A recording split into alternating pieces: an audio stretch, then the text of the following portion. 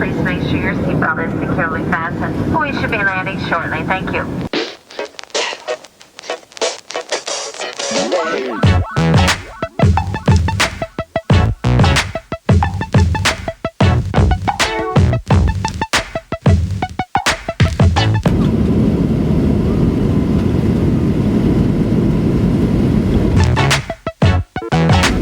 Gentlemen, it is certainly a pleasure to welcome you to the Cincinnati Northern Kentucky International Airport. On behalf of your Cincinnati-based flight crew, it has been our pleasure serving you. Our local time is approximately 5:30 a.m. Thank you and good morning. Thank you. Thank you. Bye. Thank you. Are you excited?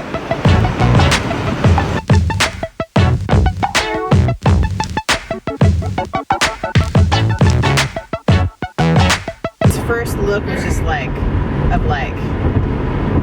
the hell did you just do? But his first word, his only word was, damn. We're home. It's 5:20. I'm gonna get some coffee. And gonna be ready to go work out with the guys at 6. Oh, hello. Hello. How do you smell the same?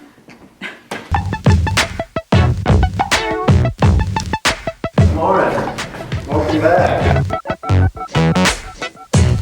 Thank you, Warren.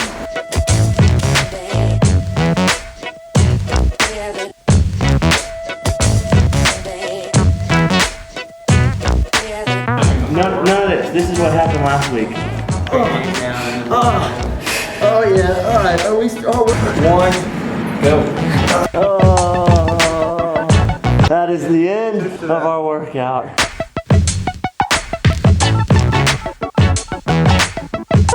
Come here! Hey, you get back here! Hey! What the heck? He just ran out the door. Jeez, talk about fighting hard to get.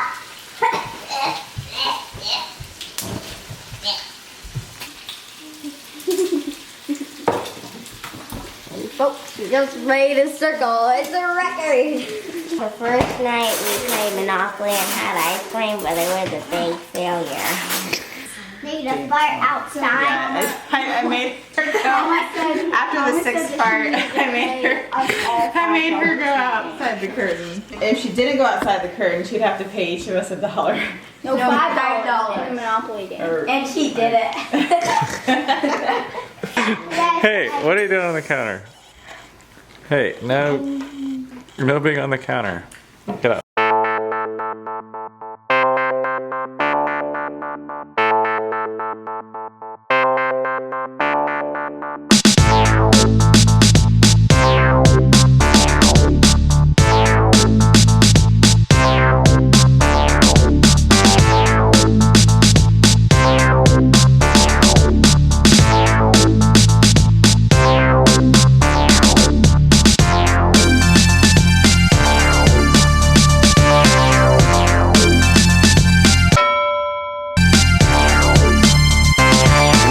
Give me enough room to pay what I owe on it and purchase on it. I'd probably want to walk through it and then do a little research. But we would need to know something by Friday. If it were Jingle Bells. Slightly. He wants to sell the house. Again? So I'm teaching this financial class today. It's the last one. And Filia's been asking me if she can go. And I told her last week that she could go. And then this week I changed my mind and decided it's probably not better to have her there. And sometimes just bringing a small kid makes it feel like you're not taking it seriously. She said, well, you said last week that I could come. And then I thought, dang it, she's totally right.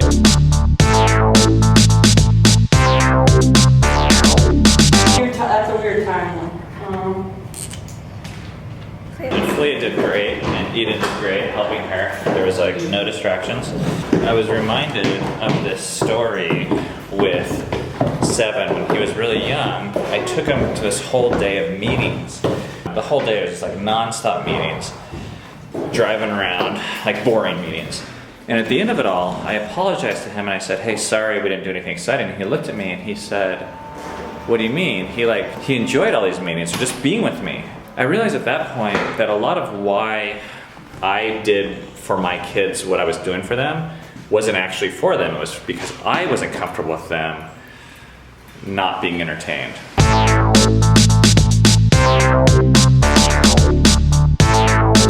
I went to the Goodwill with the kids and I got a couple things for the baby.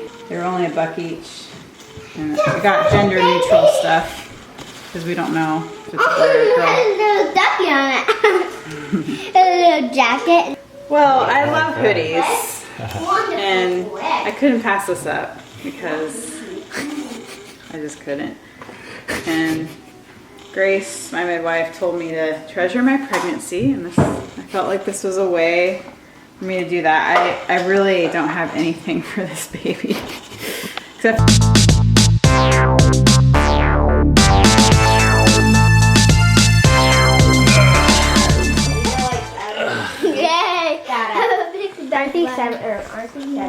it's time for the Q&A. Doug asks, what are the things a family needs to take into consideration if they wanted to start roasting their own coffee? It makes a lot of smoke in the house. You need to have access to green beans, which you can usually get from a coffee roaster. It takes a 9-year-old to...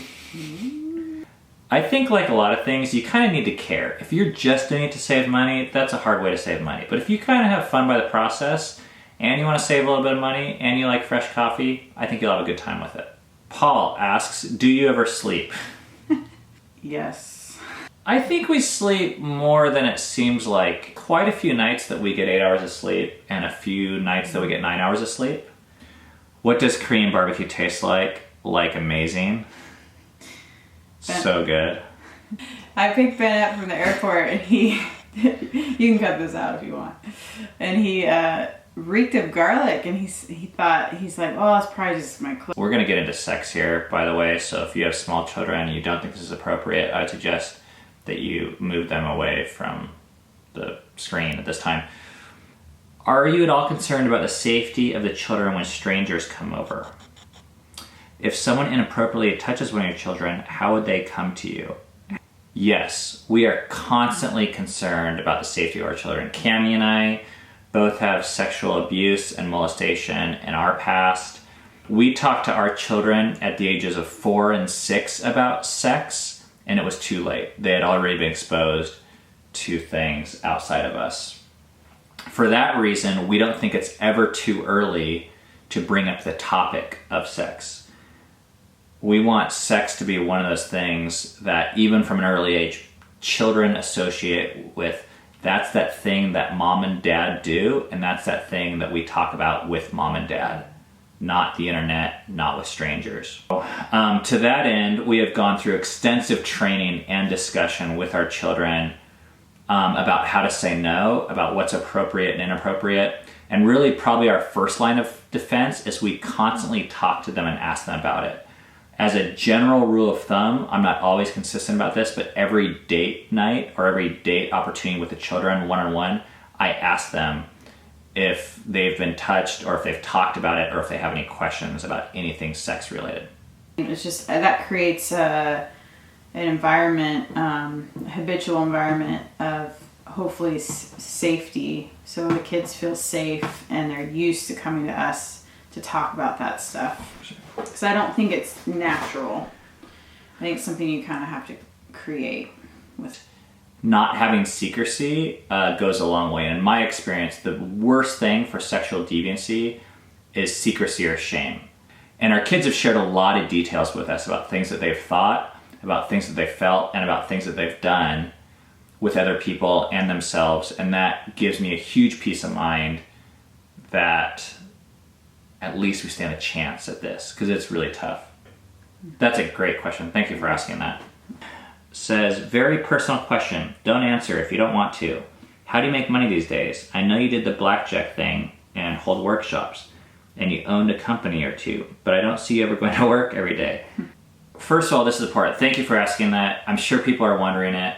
The majority of my income right now probably comes from the business I own called Epifio. I think we could live off of that annually if it's based on the last 2 years. But I don't count on that moving forward for a number of reasons. Secondarily, we own 1, 2, 3, 6, 7, about 7 houses. And we don't have mortgage payments on those. And those were very strategical that we planned that, both for income, but predominantly for living community. And all of that rent, I think we could live off of that as well. The third source of income we have is the Blackjack training website called blackjackapprenticeship.com. I think that brings in about, $70,000 for me or so a year. And I'm pretty convinced that we could live off of that. But I feel like we're super blessed. We have a really comfortable life, more comfortable than I would like sometimes. And it actually gives us the ability to not have to think about working for money. So I can focus on making these vlogs, I can write my book, and we can just do whatever it is that we feel called to do, spending time with family and such. But we don't consider ourselves not working. We just don't work for money as the primary motivator. You don't go to work. And I don't go to work. We can't take credit for most of it. It's really been a gift for us to be able to live this way. But we still think a lot of the things we can share with people, although you might not be able to relate to our exact situation, financial or otherwise, we feel like there's still some things that through sharing, we can all learn from and grow together. Thanks so much for asking these questions, you guys. It's really fun to answer those things. I'm really tired right now because it's been a long time. I'm still on that flight from Vegas. Ooh, coffee grind at night. That doesn't happen every vlog episode. I look more awake. Through the decaf.